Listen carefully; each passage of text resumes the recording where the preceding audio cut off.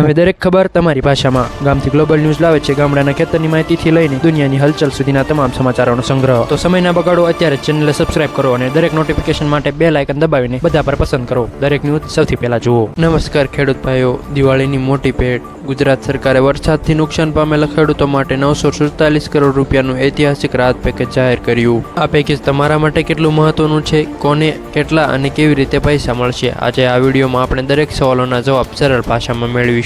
August અને સપ્ટેમ્બરના ભારે વરસાદે આપણા ખેડૂતોની કમર તોડી નાખી હતી, પણ હવે સરકારે તાત્કાલિક સર્વેના આધારે આ પેકેજ આપીને ખેડૂતોને ફરી બેઠા કરવાનો નિર્ણય કર્યો છે. સૌથી પહેલા જાણીએ કે તમને પ્રતિ હેક્ટર કેટલી સહાય મળશે. યાદ રાખો કે આ સહાય 33% કે તેથી વધુ નુકસાન માટે મહત્તમ 2 હેક્ટરની મર્યાદામાં મળશે. જો તમારો બિનપિયત પાક છે તો મળશે ₹12,000 પ્રતિ હેક્ટર. જો તમારો પિયત પાક હોય તો સહાય વધીને થશે ₹22,000 પ્રતિ હેક્ટર. અને જો બાગાયતી પાકને નુકસાન થયું છે જેમ કે દાડમ, તો સૌથી મોટી રકમ ₹27,000 પ્રતિ હેક્ટરની સહાય જાહેર કરાય છે. હવે કયા ખેડૂતોને આનો લાભ મળશે? સરકારે 5 જિલ્લાના 18 તાલુકાઓના 800 ગામોના ખેડૂતોની યાદી બનાવી છે. તમારા જિલ્લાનું નામ ચેક કરી લો. જૂનાગઢ, પંચમહાલ, કચ્છ, પાટણ અને વાવ, થરાદ. જો આ જિલ્લામાં તમારો સમાવેશ થતો હોય તો તમને મળશે સીધો લાભ.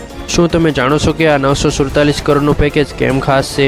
કારણ કે આમાં માત્ર SDRFના નિયમોનું પાલન નથી થયું, પણ ગુજરાત સરકારે પોતાના બજેટમાંથી વધારાના 384 કરોડ રૂપિયા ઉમેર્યા છે. આનાથી પણ વધુ એક મોટી જાહેરાત છે, ખાસ કરીને વાવ, થરાદ અને પાટણના ખેડૂતો માટે, જ્યાં પાણી ભરાવાની સમસ્યા કાયમી છે. ત્યાં જમીન સુધારવા માટે 20,000 પ્રતિ હેક્ટરની વિશેષ સહાય આપવામાં આવશે. આ પેકેજનો સૌથી દૂરદેશીભર્યો ભાગ, સરકારે નક્કી કર્યું છે કે આ પાણી ભરાવાની સમસ્યાનો કાયમી ઉકેલ લાવવો પડશે. એટલે જ વાવ, થરાદ અને પાટણ માટે 2500 કરોડ રૂપિયાનો સ્પેશિયલ ફ્લડ કંટ્રોલ પ્રોજેક્ટ જાહેર કર્યો છે. જરૂર પડશે તો આ રકમ 5,000 કરોડ સુધી પણ વધારવામાં આવશે. આનાથી ખેડૂતોના દર વર્ષે થતા નુકસાનમાંથી મુક્તિ થઈ શકશે. આ એક લાંબા ગાળાનો અને મોટો લાભ છે. હવે સૌથી મહત્વનો સવાલ, આ પૈસા તમારા ખાતામાં ક્યારે આવશે અને અરજી શું કરવાની છે? જે જિલ્લાઓમાં સર્વે થઈ ચૂક્યા છે તે ખેડૂતોને ઝડપથી સહાય ચૂકવવાની પ્રક્રિયા સરકારે શરૂ કરી દીધી છે.